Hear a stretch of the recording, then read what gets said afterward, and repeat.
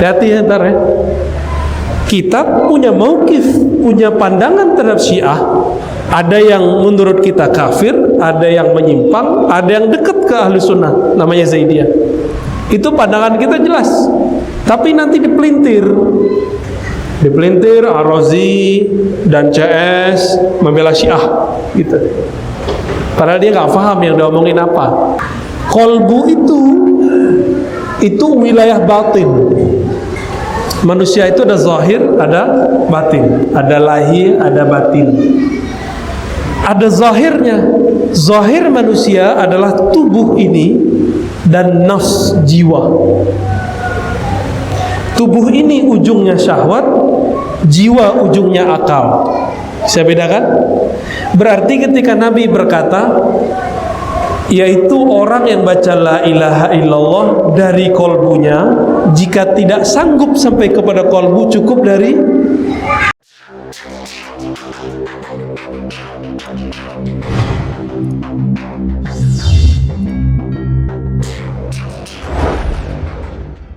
insya Allah kita akan mencoba mengkaji inti dari akidah imam-imam yang empat.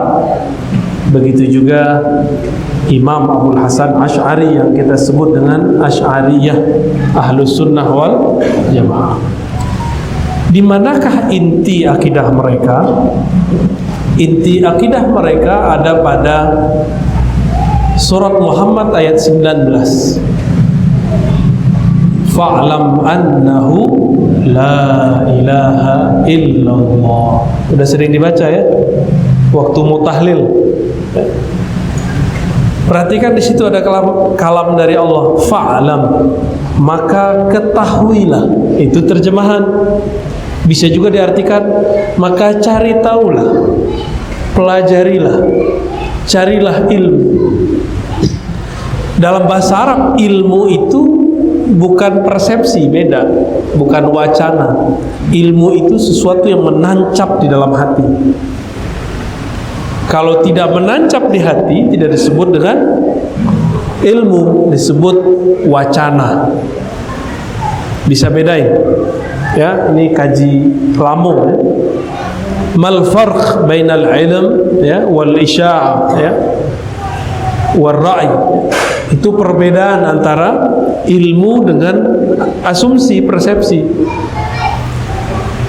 Kalau Bapak Ibu Saudara ikhwan akhwat fillah nonton di YouTube, nonton di TV, nonton di handphone tentang suatu persoalan, misalnya siapakah Ahlus Sunnah, muncullah macam-macam.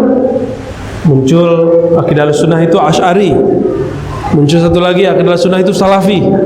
Bingung nggak? Tapi itu jadi wacana, belum jadi ilmu.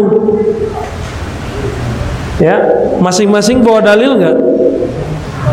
Masing-masing bawa dalil. Ya, masing-masing mempunyai argumentasi yang kuat. Tapi kuat itu bisa diuji. Ya. Jadi lafaz fa'lam, maka cari tahulah, ketahuilah. Hendaklah engkau punya pengetahuan mengenai la ilaha illallah. Ini perintah surat Muhammad ayat 19. Dari perintah itulah muncul satu ilmu, namanya ilmu akidah. Dan itu menjadi inti dari akidah imam-imam yang empat, terutama imam kita, Imam Abul Hasan Asy'ari. Yang empat itu Abu Hanifah, Malik, Syafi'i, Ahmad bin Hanbal. Di zaman imam yang empat ini, Imam Asy'ari belum lahir. Jadi jangan konyol bertanya, apakah Syafi'i ikut Asy'ari? Apakah akidah Syafi'i Asy'ariyah? Enggak, bukan begitu pertanyaannya, kebalik. Siapa yang duluan hidup? Yang duluan hidup adalah empat imam. Berarti orang setelahnya mengikuti imam ini. Nah, Imam Asy'ari kemudian merumuskanlah la ilaha illallah. Tapi rumusan beliau ada dua. Ada untuk orang yang suka debat, ada orang yang suka mencari rasa rohani, spiritual, kerohanian. karena beliau juga punya guru namanya Imam Ruwaim dan Imam Junaid, dua orang sufi yang muncul di kalangan salaf. Ini hati-hati nih bapak, saudara, sahabat, nih ikhwan-ikhwan, antum hati-hati. Nanti kita yang membela sufi dituduh Syiah. Hati-hati ya ntar ya. Kita punya mauqif, punya pandangan terhadap Syiah. Ada yang menurut kita kafir, ada yang menyimpang, ada yang dekat ke ahli sunnah, namanya Zaidiyah.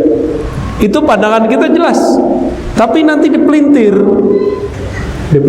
Ar-Razi dan CS membela Syiah gitu. Padahal dia nggak paham yang diomongin apa. Kitab belum baca ya. Kita sebut nama imamnya dia nggak ngerti kitab imamnya. Jadi nanti gak usah khawatir, nih para ustadz tuh takut bertasawuf, takut menampilkan ajaran tasawuf karena takut dituduh sesat. Ya. Padahal itu salah satu ajaran dari Imam Abul Hasan Al-Asy'ari ketika mengajarkan lafaz la ilaha illallah. Ya. Suatu kali Imam Abu Dzar Al-Harawi, penghafal dan periwayat Sahih Bukhari, mampir di Baghdad. Di Baghdad ada kawannya namanya Daruqutni. Daruqutni ngajak ketemu seorang imam namanya Baqillani. Baqillani ini murid dari Bahili, Bahili murid dari Asy'ari, Imam Asy'ari. Imam Asy'ari murid dari As-Saji, As-Saji murid dari Imam Ahmad bin Hanbal. Ahmad bin Hanbal murid dari Imam Syafi'i. Nyambung nggak? Nyambung. Kita ulang-ulang biar hafal. Saya dari awal datang ke Riau baca itu, tapi yang hafal siapa? Hafal nggak? Nggak hafal kan? Nggak hafal juga. Udah kita ulang. Ya. Yaudah saya aja yang hafal ya. Antum ingetin aja. Antum nikmati aja.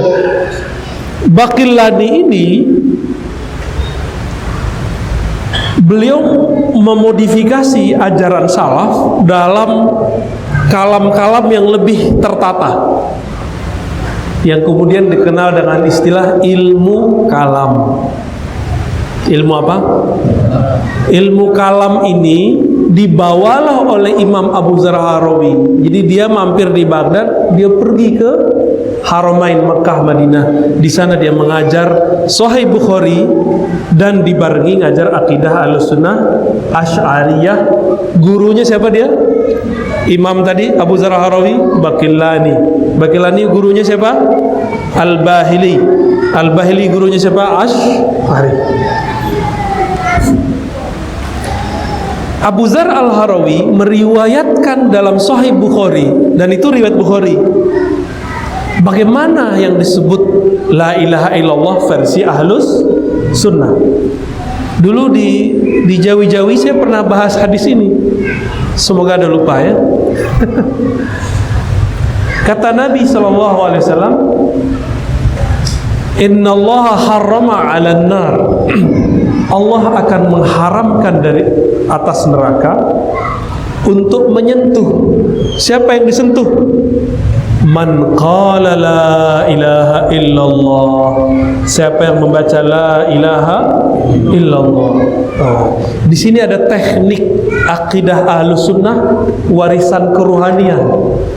Lafaz setelahnya min qalbihi au min nafsihi. Yang dia baca dari dalam kolbunya atau nafsihi dari jiwanya. Jadi ada dua makom yang diterima baca la ilaha illallah. Ada orang baca la ilaha illallah tapi tidak diterima, tetap dikejar oleh neraka. Kenapa? Karena lain di lidah, lain di kolbu. Lain di lidah, lain di nafs. Nah, kolbu itu wilayah batin. Manusia itu ada zahir, ada batin, ada lahir, ada batin. Ada zahirnya.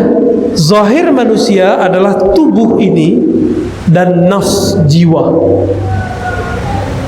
Tubuh ini ujungnya syahwat, jiwa ujungnya akal. Bisa bedakan? Berarti ketika Nabi berkata, yaitu orang yang baca la ilaha illallah dari kolbunya, jika tidak sanggup sampai kepada kolbu, cukup dari akalnya. Itu paham ya? Yang dari akal inilah yang diajarkan di madrasah-madrasah, di pesantren-pesantren, di zawiyah, di dayah, di surau dulu. Nggak tahu sekarang masih apa tidak. Karena kita dengar juga ada madrasah tarekat, tapi dia buat madrasah sekolah yang diajarkan akidah Wahabi, uluhiyah, rububiyah, asma was sifat. Tarikatnya nggak ada masalah, tapi sekolahnya punya kurikulum nggak benar. Kenapa? Bingung mau cari kitab apa. Ikut kurikulum yang modern-modern dikit, ternyata kurikulumnya bermasalah.